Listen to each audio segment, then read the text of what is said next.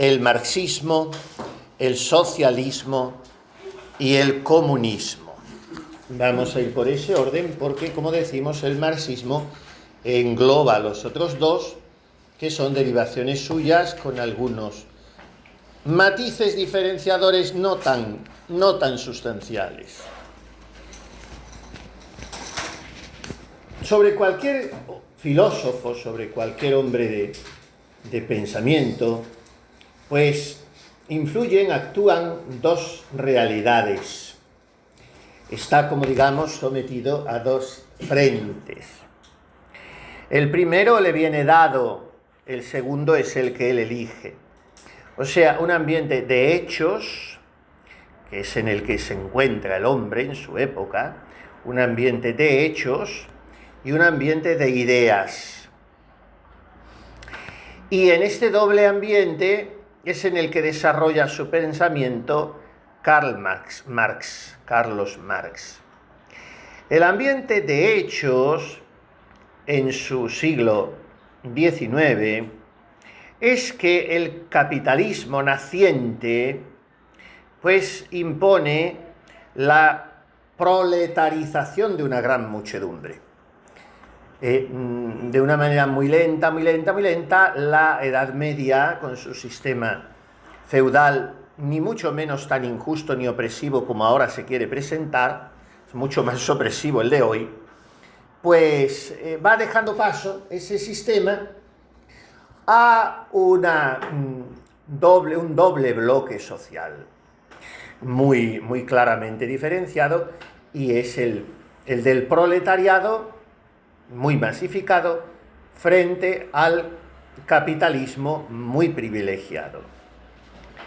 Entonces ha venido, suponiendo un carpetazo, un antes y un después, a lo que se llamaría l'Ancien Régime, ha venido la Revolución Francesa. Y a partir de ahí se tiende a conseguir, por unas presuntas ideas democráticas, demos es pueblo, o sea, la democracia es el gobierno del pueblo, así como la autocracia, el gobierno de uno solo, la gerontocracia, el gobierno de los ancianos, la aristocracia, el gobierno de los mejores. Pues la democracia, el gobierno del pueblo, o que se le hace creer al pueblo que gobierna. Entonces, las ideas democráticas, nacidas de esa Revolución Francesa, que en realidad fue una tiranía sanguinaria, lo que tienden o quieren hacer ver es que buscan la participación del pueblo en el poder político. Este es el ambiente que se encuentra Carlos Marx en el siglo XIX. Y el ambiente de ideas, pues él se adhiere a lo que se ha llamado la economía política inglesa o sajona. ¿Qué quiere decir? La consideración de la relación activa del hombre con la naturaleza. Y de ahí saldría lo que se llamaría también el socialismo francés, una organización científica de la economía, estudiando el devenir de la naturaleza, y la creación de los partidos obreros. Y luego otra idea, serían tres las ideas fundamentales. Primero, como decimos, la economía política inglesa, relación del hombre con la naturaleza. Después el socialismo francés, la organización científica de la economía y creación de los partidos obreros. Y tercero, la filosofía alemana, la explicación del mundo desde el interior por las fuerzas que lo crean. Esto, como repito una vez y otra, dicho de una manera absolutamente telegráfica, y no me voy a detener para nada en ello porque lo que nos interesa es estudiar en sí mismo el sistema de pensamiento que supone el marxismo, llamado así, como se sabe, por su fundador Carlos Marx. ¿Cuál es la esencia del marxismo? Pues la idea primigenia es buena, es laudable, porque tiene un ideal de redención. Lo que busca en principio es liberar al hombre. Y redimirlo es rescatarlo, eso significa redención. Entonces, como la historia ha ido conduciendo poco a poco al advenimiento de un proletariado, hemos dicho, de una gran masa social de trabajadores oprimidos, mal pagados, maltratados en muchos casos, pues a ese hombre hay que redimirlo. Esto es una idea laudable.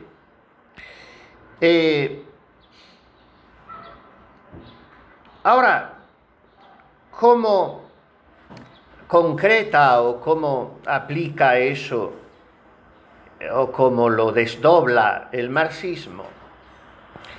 Con una visión general de la historia humana. O sea, la filosofía del marxismo sería en principio, siempre en principio, porque luego todo se corrompe, pero en principio sería una filosofía de la historia. Pero es una historia que no es metahistoria, sino es intrahistoria. Es una historia inmanente, porque ya veremos que no hay el menor componente sobrenatural. Como una aplicación más particular de esa visión de la historia, se baja al nivel de la economía. Porque claro, el marxismo se encuentra que en la historia ha cristalizado un régimen capitalista, que está inserto en esa historia.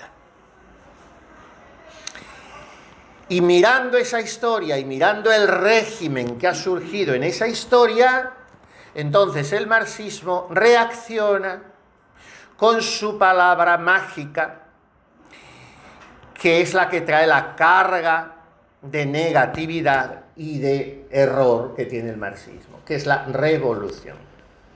Después otros volverán a tomar esta palabra, querrán que ya sea con un sentido distinto, como por ejemplo el fascismo, y más en concreto en España la Falange, y es una visión muy de José Antonio. Esto de la revolución, él la plantea en otros términos, la revolución para volver al punto inicial. Revolución es una vuelta de rueda, volver al punto original del que no debimos salir, pero ya no tendrá fortuna la palabra, por mucho que José Antonio, que estuvo llamado a ser un hombre muy grande, pero no pudo porque le mataron a los 33 años, pero por mucho que José Antonio y sus epígonos y otros sistemas ya quieran rehabilitar la palabra revolución, es punto menos que imposible, porque la revolución irá estigmatizada siempre con esta carga marxista. Y entonces la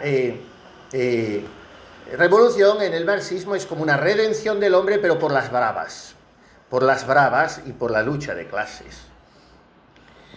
¿Cuál es la doctrina filosófica del marxismo? Pues un absoluto materialismo, una total inmanencia. En el orden metafísico, ontológico, pues no hay más que materia, todo se reduce a la materia, que no ha sido creada porque es eterna. El único mundo real es el único que pueden percibir mis sentidos. Por tanto, nada existió antes que este mundo, todo es material, por eso la materia está sujeta constantemente a cambio. Y lo que decíamos ayer, en el orden psicológico, materia y pensamiento son inseparables. Todo es carnal, todo es corporal, todo es físico, todo son reacciones biológicas, empíricas. Por tanto, no existe nada espiritual. No existe nada inmortal. Esto es lo nuclear del marxismo. Por eso el marxismo eminentemente es ateísmo. Y la conciencia también es una derivación de la materia. La derivación más alta, más noble que puede tener la materia, pero no es más que un destello de la materia. ¿Cuál es la dialéctica marxista? Pues que todos los fenómenos, todo lo que se observa, todos los hechos están unidos. Por tanto, no se puede considerar bajo ningún aspecto al hombre individual, al hombre aislado. El hombre es pieza de una máquina ineluctablemente, intrínsecamente. Claro, esto tiene unas derivaciones funestas, porque el hombre solo sirve para ser manipulado en orden a ese funcionamiento. Otro punto de la dialéctica marxista, por eso lo vimos ayer para que nos sirviera de introducción, es la evolución. Todo es movimiento. Es un movimiento que tiende siempre a formas más perfectas, pero todo está en evolución. Los cambios se realizan, se dice en terminología marxista, por saltos. El salto sería el resultado de una acumulación de cambios cualitativos, o sea, de cambios no en cantidad, sino en esencia. Sería el salto. Y esto implica contradicciones permanentes, o sea, lo viejo está siempre decayendo, lo nuevo está siempre surgiendo, y hay una lucha entre ese decaer de la vejez y entre ese resurgir de la novedad. Y esto es el salto dialéctico. Bueno, estoy dando conceptos, como digo, filosóficos un poquito abstrusos, que no son importantes. Vamos a ver dos puntos ahora que sí son más importantes en el marxismo, que se pueden entender un poquito mejor, que son la economía y la revolución. Los puntos sobre los que pivota, digamos así, la economía son tres: el trabajo, la plusvalía y la propiedad privada. Como el trabajo está mal remunerado, pues entonces el trabajo, que es lo propio del obrero, se presenta por el marxismo como enemigo del obrero. El trabajo es el mundo hostil del obrero. Además, como ese trabajo no pertenece al obrero porque es para otro, ese trabajo se hace odioso al obrero. Y además, como el obrero tampoco es dueño del producto de ese trabajo, pues el trabajo se deshumaniza. Porque lo que humaniza es, pues mire usted, tenga usted estos tomates que son de mi huerto, tenga usted este mantelito que lo he bordado yo. En fin, el trabajo que refleja al trabajador, del que el trabajador obtiene un producto que a su vez goza. Esto era el hombre antiguo, el hombre artesano, el hombre autosuficiente. Pero el hombre moderno es la pieza de un engranaje que trabaja para otro, que le paga mal y al que este trabajador odia. Esta es la visión, en buena medida real. Esta es la visión del marxismo, pero porque el marxismo la toma tal cual existe en la sociedad y en lugar de reformarla o de enderezarla, la radicaliza. Eso en cuanto al trabajo. Ahora en cuanto a la plusvalía. Pues nada de lo que yo compro en la tienda corresponde a su precio real. Esto es comprensible, esto es razonable. Que si yo compro 1 kilo de manzanas, pues tengo que pagarle al dueño de la huerta y al transportista y al que la vende. Y todo eso tiene una plusvalía. Lo que no es razonable es que esa plusvalía sea del 2000 por 1. Eso es lo que no es razonable, que es lo que pasa hoy. Por eso la crisis, la inflación y todo. Entonces, las cosas tienen dos valores: su valor real y su precio en el mercado. Su valor de uso, su valor de cambio. El primer valor se constituye por la cantidad de trabajo invertido en su producción. Y el segundo valor debe adecuarse a este. Toda diferencia entre el precio de coste y el precio de venta es lo que constituye la plusvalía. Y es trabajo no retribuido, porque claro, el trabajador que produce eso que se vende no está recibiendo esa plusvalía. Eso la está recibiendo el último que lo vende o los intermediarios. Ahí tenemos otro factor de odio, de lucha. Y, en tercer lugar, la propiedad privada. Marx no niega toda propiedad. Lo que caracteriza al comunismo no es la abolición de una propiedad, sino, dice él en el manifiesto, la abolición de la propiedad burguesa.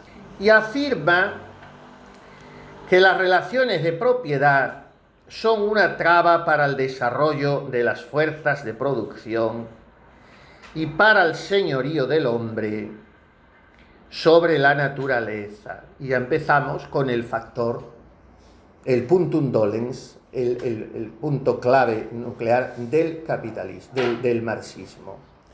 O sea, la propiedad fuera. Por ello debe ser abolida toda forma de propiedad privada de los medios de producción, grande o pequeña, toda forma.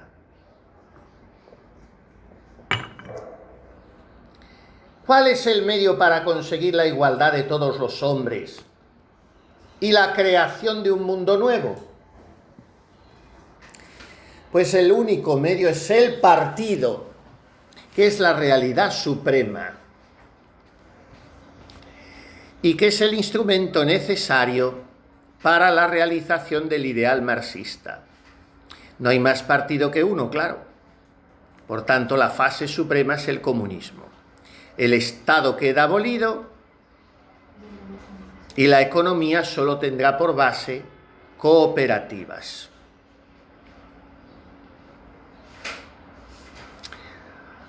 ¿Cuál es la visión correcta? ¿Cuál es el origen bueno, aceptable del marxismo? Ya lo hemos dicho. Tiene su parte muy comprensible, muy aceptable. Esa rebeldía noble contra un mundo de sufrimientos es una cosa muy laudable. La visión confiada de un mundo mejor es algo muy laudable y de un mundo más unificado.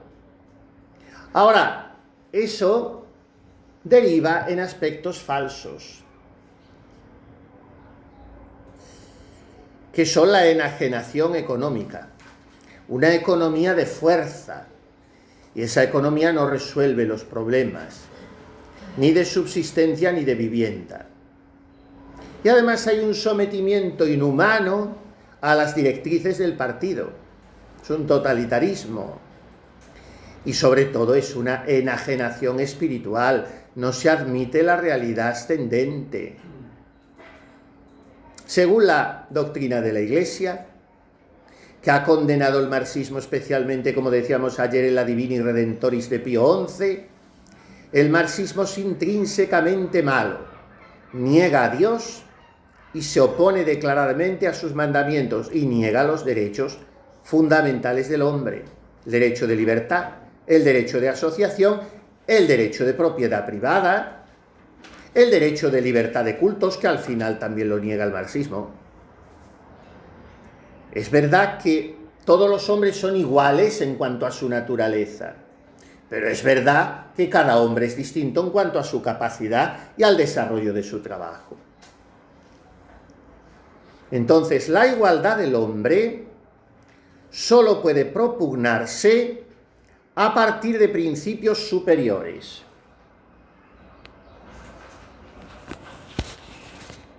Esto sería la visión general del marxismo. A ver si encuentro una cita de la encíclica Dominum et Vivificantem de Juan Pablo II sobre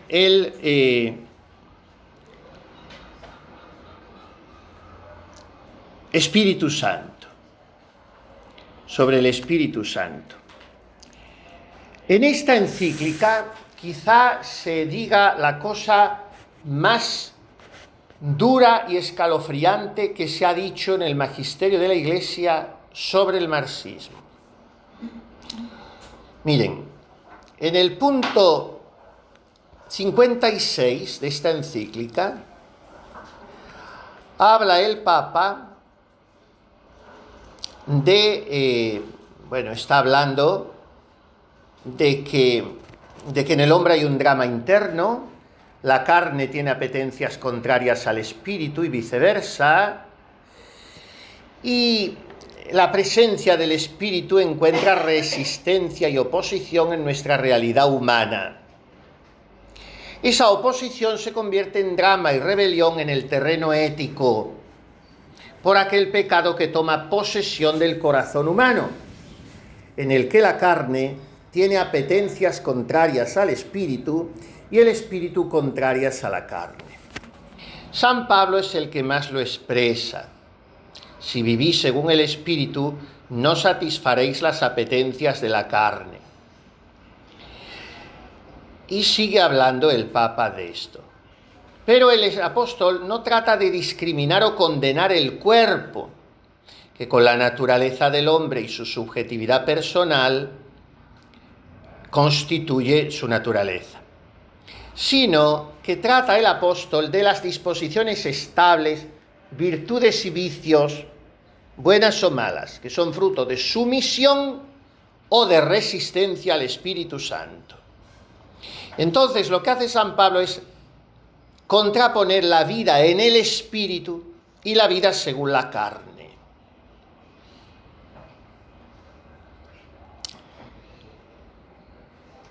Y así sigue el Papa explicando esta contraposición que hace San Pablo. Y sigue hablando de la resistencia al Espíritu Santo, para terminar hablando de eso terrible que dice nuestro Señor, de que todo pecado le será perdonado al hombre, pero el pecado contra el Espíritu Santo no se le perdonará ni en esta vida ni en la otra. La resistencia al Espíritu Santo, que San Pablo subraya la dimensión interior y subjetiva, es tensión, lucha y rebelión en el corazón humano. Encuentra las diversas épocas históricas, y especialmente en la época moderna, su dimensión externa, concentrándose como contenido de la cultura y de la civilización, como sistema filosófico, como ideología, como programa de acción y formación de los comportamientos humanos. Hablamos todo el tiempo de la resistencia al Espíritu Santo. Y dice el Papa, encuentra su máxima expresión en el materialismo, ya sea como en su forma teórica como sistema de pensamiento, ya sea en su forma práctica como método de lectura y de valoración de los hechos. El sistema que ha dado el máximo desarrollo y ha llevado a sus extremas consecuencias prácticas esta forma de pensamiento, de ideología y de praxis, es el materialismo dialéctico e histórico, reconocido hoy como núcleo vital del marxismo. Lo dice en esta encíclica de los años 80 y tantos el Papa, Por principio y de hecho, el materialismo excluye radicalmente la presencia y la acción de Dios, que es espíritu, en el mundo y sobre todo en el hombre, por la razón fundamental de que no acepta su existencia al ser un sistema esencial y programáticamente ateo.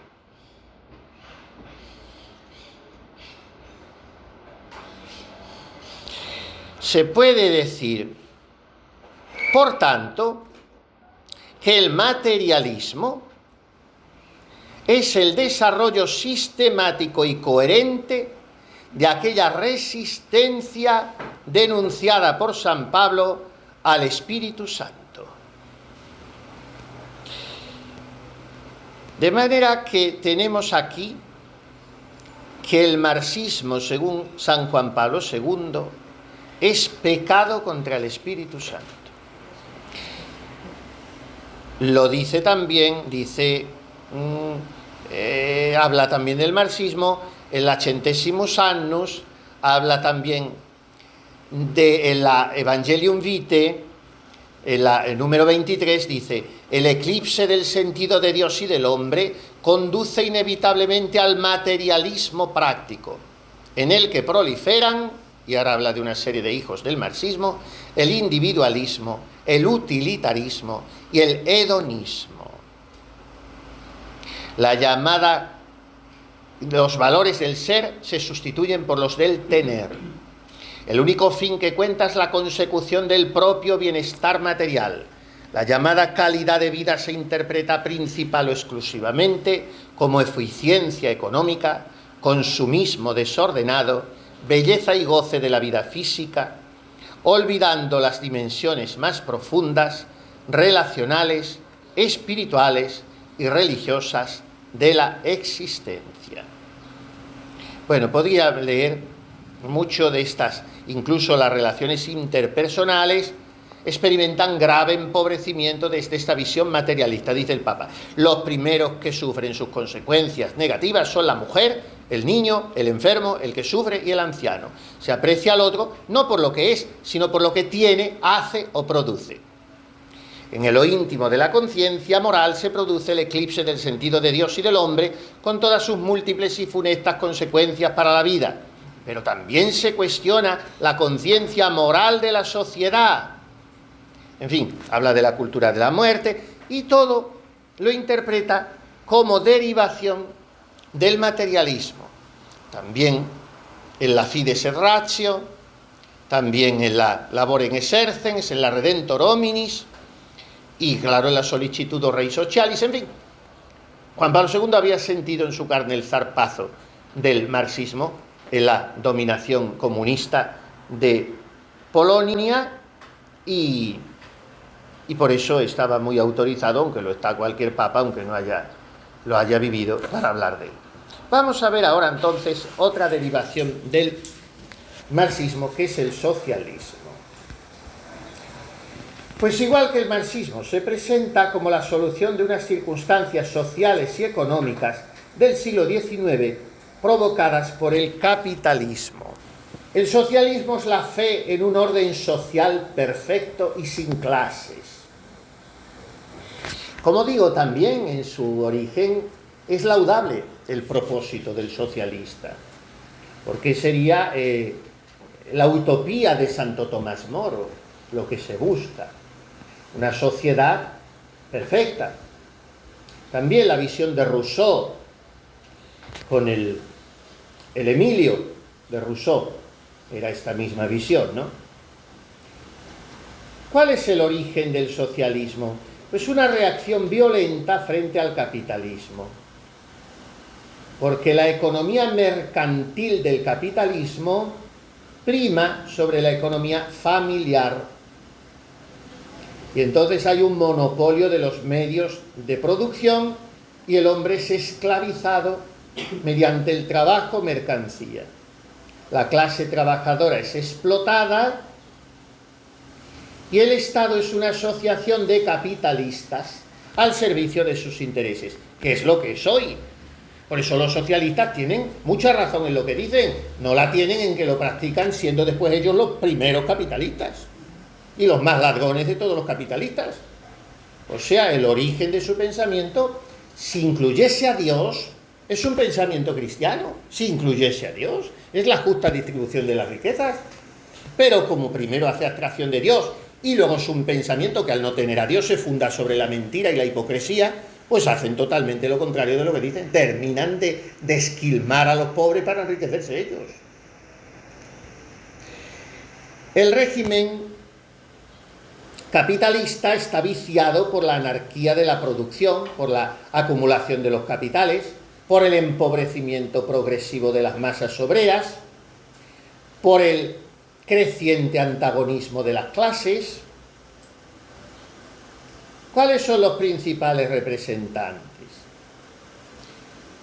Pues fin, los cito solamente y no digo sus doctrinas, Saint-Simon, Bernstein, Demain, en fin. Bueno, ¿cuál es la evolución histórica del socialismo? Pues el socialismo liberal pretende la centralización de la economía. ¿Cómo? Elevando los medios de producción y la industria a propiedad del Estado, de manera que sea totalmente estatal el control de la economía. Vienen pues las expropiaciones, vienen las auditorías, las intervenciones en las empresas, etc. Y del socialismo liberal se deriva al socialismo ya totalitario, salvaje o comunismo, que es el de Cuba, el de Venezuela y ahora el de Perú. Y el que pues buscó implantarse en España y no se implantó hace 80 años gracias a Franco, pero es el comunismo, socialismo totalitario, comunismo es igual. El Estado tiene propiedad sobre todos los medios de producción industrial, sobre la distribución de las rentas, pero esto lo estamos viendo de alguna manera. La intervención en los bancos, en las cuentas, en los intereses, en los impuestos, las herencias, que tú no puedes cobrar la herencia de tu padre, que te toca la lotería y tienes que dar la mitad. Si esto lo estamos viendo en pequeñas manifestaciones, no tan con las cartillas de racionamiento como en Cuba, pero lo estamos viendo. Que no se cobre la herencia de un padre es la intervención del Estado en la economía familiar. Y así todo, que te vas a comprar una cajetilla de tabacos y te cuesta 3 euros y el Estado coge 2,5. Por ejemplo, estamos viendo lo que pasa, que es una cosa que nos lo meten por la puerta de atrás, no es, pero en realidad estamos experimentándolo. Entonces, es un poder totalitario al tenerlo sobre el desarrollo económico, sobre el funcionamiento económico. El socialismo totalitario tiene poder totalitario también sobre el desarrollo político y cultural de la sociedad, lo dirige por donde quiera, pero lo estamos viendo. Los medios de comunicación están a su servicio. No esperen ustedes ver nadie de derecha en ninguna televisión ni radio. Son todos marxistas, absolutamente todos. Es un control totalitario el desarrollo de la cultura, el desarrollo de la política. Se dan facilidades y subvenciones y permisos a todos los partidos marxistas, a los de otro signo no, o a los que pareciendo de otro signo colaboren con el marxismo y le hagan el caldo gordo. Y entonces esto lo estamos viendo.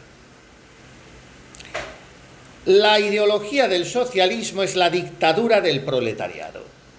O sea que los medios de producción serán propiedad social y por lo tanto a lo que tiende el verdadero socialismo cuando se implanta de una manera totalitaria, que es lo que él desea, es abolir la propiedad privada.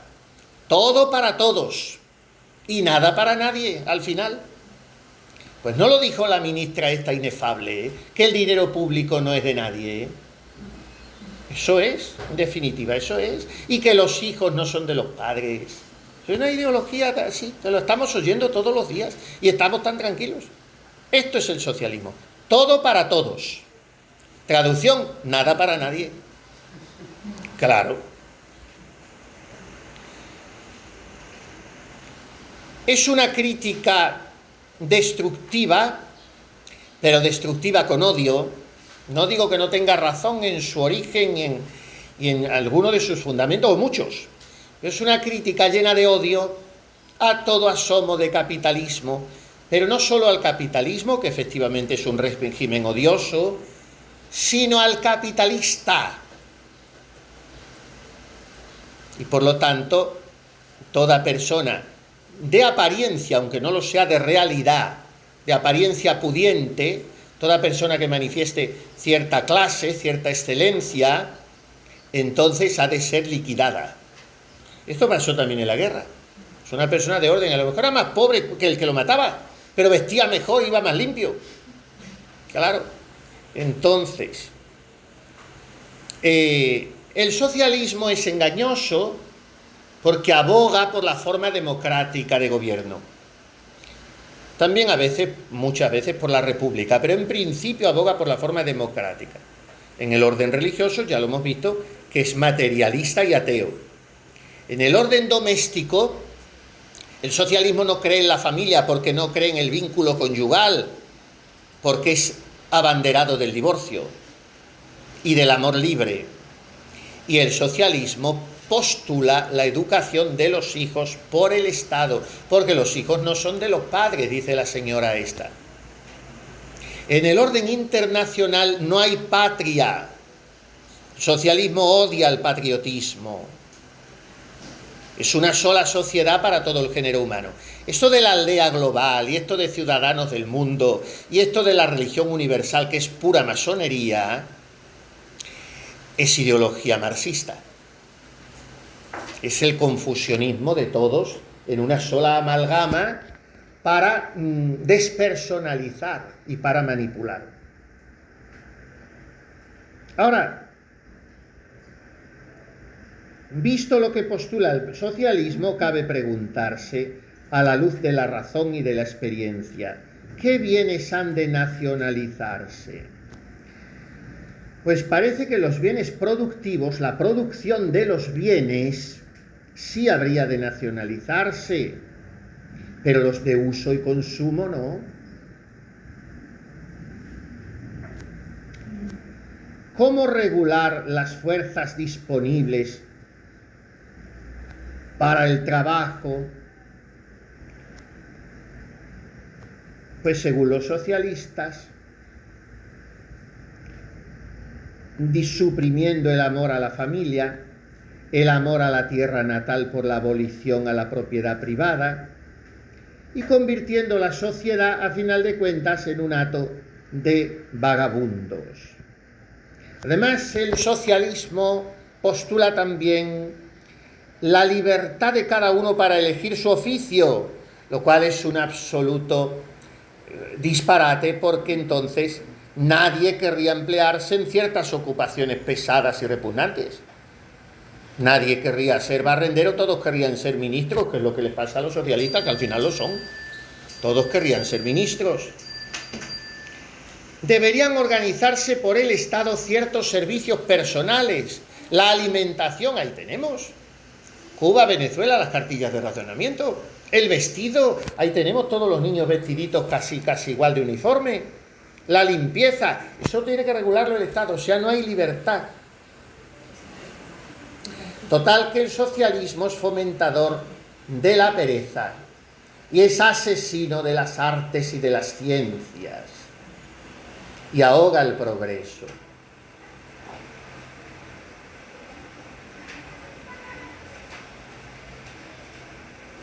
Dice Pío XI, en esa encíclica que venimos citando, Divini Redentoris, que no menos profundamente que el régimen económico ha cambiado el mismo socialismo, porque habla de una bifurcación del socialismo. Se ha dividido luego en dos partidos principales, opuestos las más de las veces entre sí y aún adversísimos, pero de tal suerte empero que ninguno de los dos se ha separado del fundamento contrario a la fe cristiana, que era propio del socialismo. Un partido más violento o comunismo y un partido más moderado o socialismo. Así se presentó la bifurcación del socialismo, porque el original es el socialismo, no es el comunismo, Entonces se presentó bifurcado. Es un sofisma después de todo. El partido más violento o comunismo, dice Pío XI, enseña y persigue dos cosas, y no con rodeos, sino abiertamente, empleando todos los medios aún más violentos.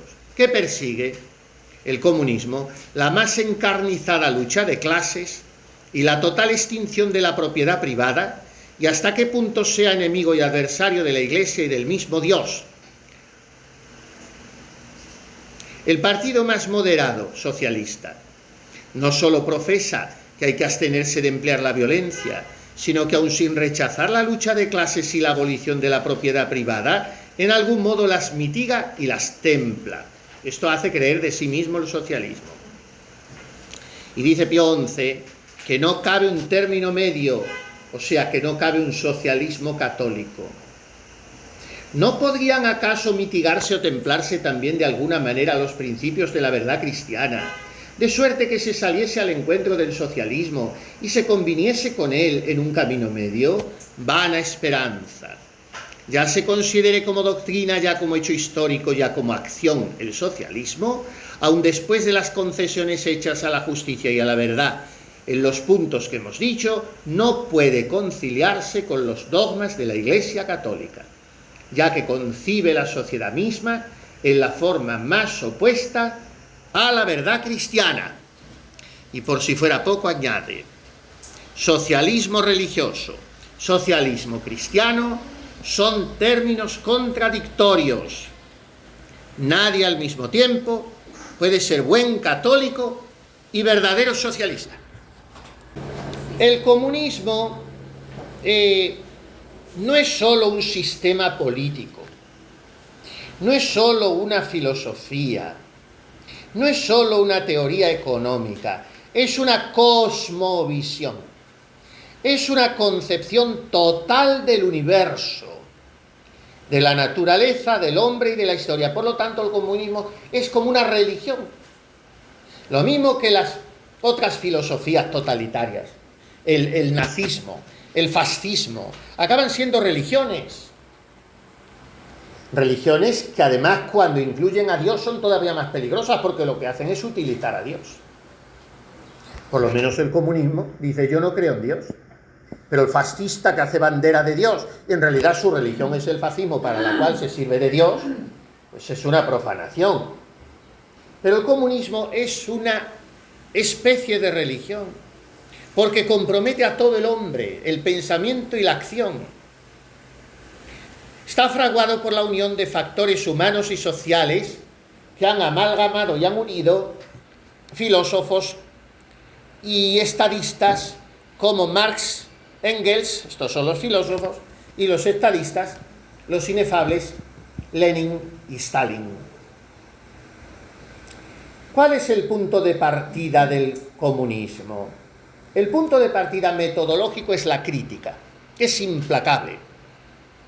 La crítica carece de la menor piedad o comprensión. Toda la realidad social y económica cae bajo una crítica total del comunismo. Ese es el punto de partida metodológico. Y el sistemático es el concepto de alienación. Es el estado en que se encuentra el hombre que está perdido a sí mismo por la vida social en que se ve inmerso. Entonces, ¿cuál es la misión que se arroga para sí mismo el comunismo? Abolir esa alienación de que es víctima el hombre. Abolirla. Según el comunismo, la primera alienación del hombre, alienación es que lo han drogado, lo han enloquecido, lo han desquiciado. Y pobrecito, tiene que ser rescatado.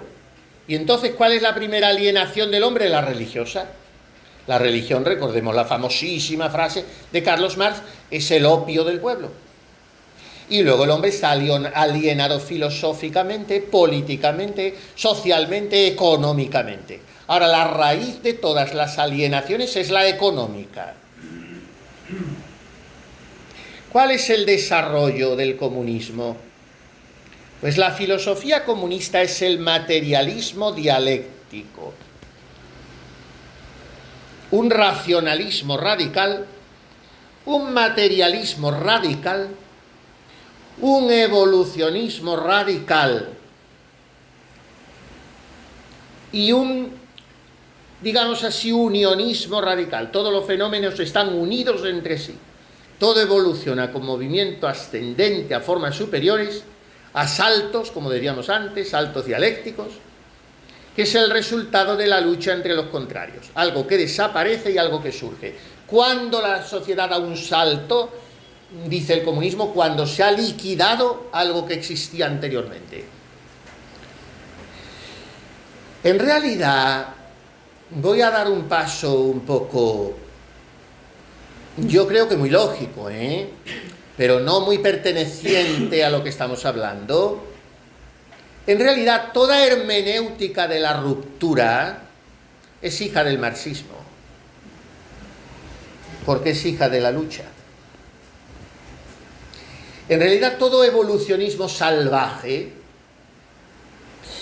que algo surja a condición de que haya que eliminar todo vestigio de lo anterior, es odio a la tradición.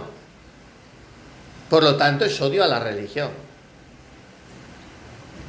Y no es, por seguir usando conceptos benedictinos, no es hermenéutica de reforma en la continuidad. Benedicto nunca habló de hermenéutica de la continuidad, que es de lo que hablamos nosotros. No. Vamos a citar sus palabras del 22 de diciembre de 2005 en el discurso de felicitación de Navidad a la Curia, que fue el discurso programático de Benedicto XVI. Porque a él le dolía que se interpretase que la Iglesia, su liturgia, su teología, su moral, había empezado a partir del año 65 en el concilio. Eso es un disparate. No puede ser dañoso para nosotros lo que ha sido benéfico y santo y sagrado para todas las generaciones anteriores. Y entonces él dijo, no se ha de aplicar una hermenéutica, que significa interpretación, una lectura de las cosas, de la ruptura. Pero tampoco dijo una hermenéutica de la mera continuidad, porque eso al final es un inmovilismo que no es fructífero. No, él habló de una hermenéutica de reforma en la continuidad. Lo contrario de eso es hijo de una visión marxista de la vida. No digo que quien lo aplique sea marxista, aunque lo parezca, no digo eso, pero digo que es hijo del marxismo ese pensamiento. El crecer, el evolucionar a base de saltos dialécticos es marxismo puro. Y muchas de las evoluciones que hemos visto en los últimos 50 años en la sociedad, en las leyes, en la política y en la estructura eclesiástica, no me gusta hablar de la Iglesia es un misterio bellísimo y es la esposa purísima de Cristo. Pero muchas de las cosas que incluso en la estructura eclesiástica es evolución a base de saltos dialécticos. No hay una ontología, hay una fenomenología. No sé si estoy yendo un poquito demasiado lejos en la derivación de las cosas, pero creo que es interesante bajar a esto. Entonces termino. El desarrollo práctico del comunismo es lo que se llama materialismo histórico. O sea, la base de la sociedad, la infraestructura de la sociedad, es la producción de bienes materiales. Lo que configura esa sociedad y explica su historia es el modo de obtener los medios de subsistencia, o sea, el modo de producción. Por eso, lo que se impone es acabar con el monopolio de las fuerzas de producción mediante la abolición de la propiedad privada. Y luego hay supraestructuras que dependen de lo económico. ¿Cuáles son? Las instituciones jurídicas y políticas y las representaciones ideológicas, la moral, la filosofía, el arte y la religión. Pero la vida social en su desarrollo se explica exclusivamente por la lucha de clases, que consiste en la contienda permanente entre explotadores y explotados. ¿Cuál es la finalidad del comunismo? La revolución social, que además ha de ser implementada cuanto antes para acelerar la destrucción del capitalismo. Es una revolución social porque afecta a la estructura económica, proletaria y universal. Y además, según Lenin, esta revolución social también tiene que ser necesariamente una revolución violenta, que se lo digan a él y a su amigo Stalin, víctimas de los cuales fueron más de 4 millones. Ni hay nazismo, ni fascismo, ni guerras de ningún género que haya producido tantas víctimas como el comunismo. Esto hoy no se hace, ni se habla, para nada se cita. Gulags, campos de concentración también, pero aquí solo los tuvo Hitler. Yo no digo que no fuera de una crueldad satánica y absolutamente aberrante y eso, y diabólica, lo de Hitler. Pero que lo superaron Lenin y Stalin también es verdad. Y de ellos no habla nadie. Y los jóvenes nuestros hoy llevan las camisetas del carnicero de la cabaña del Che Guevara. O sea, esta es la confusión de hoy, ¿no? Y entonces, la sociedad comunista tendría estas características: supresión de la propiedad privada, medios de producción comunes, trabajo planificado por el Estado, sociedad sin clases y sin Estado, y sociedad atea. Y eso para ellos es el paraíso en la tierra.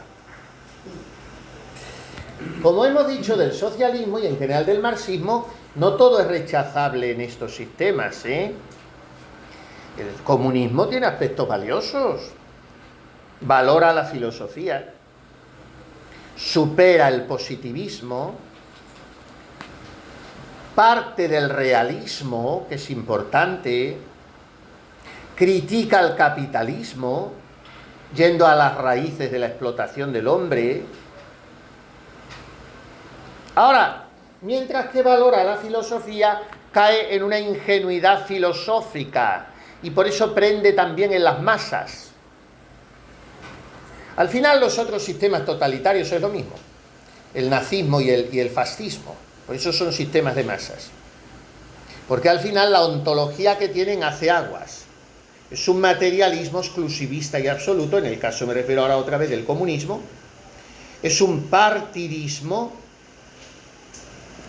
y es un despojamiento de la libertad y de la dignidad del hombre al reducirlo a economía, a máquina de producir. El mundo sin Estado ni propiedad privada, que es el que pretende el comunismo, es un mundo antinatural y utópico. La Iglesia enseña la incompatibilidad total entre comunismo y catolicismo. La Iglesia, naturalmente, defiende la fe en Dios. Y el paraíso está en el cielo, no está en esta tierra. Y la Iglesia defiende la dignidad y la libertad humana. Por lo tanto, el derecho natural, la propiedad privada y el Estado. Y por eso la Iglesia rechaza y condena las doctrinas y los métodos de propaganda comunistas. Y declara ilícita la afiliación con el comunismo. No se puede ser comunista y católico, eso está clarísimo. Si el comunismo parte de la negación de Dios. Y entonces la solución verdadera, entre comillas, que hay que ponerle muchas comillas porque la palabra, ya digo que es muy peligrosa y no conviene usarla, pero en fin, la revolución, entre comillas, que persigue la Iglesia es la de la ley de Dios y la de la doctrina social de la Iglesia, que está diáfanamente expuesta y manifestada en sus documentos, en la cantidad de encíclicas sociales.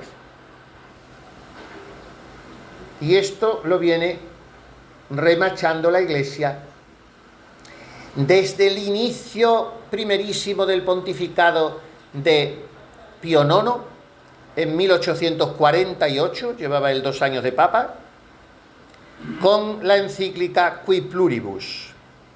Por tanto, hoy como ayer, o quizá más que ayer todavía, el comunismo marxista es la antítesis del cristianismo porque es la negación de la libertad, de la verdad, de lo sobrenatural y por tanto de la justicia que solo puede venir de Dios y de la paz que solo puede brotar de su santa ley. Y por tanto es deber de todo católico la oposición al comunismo.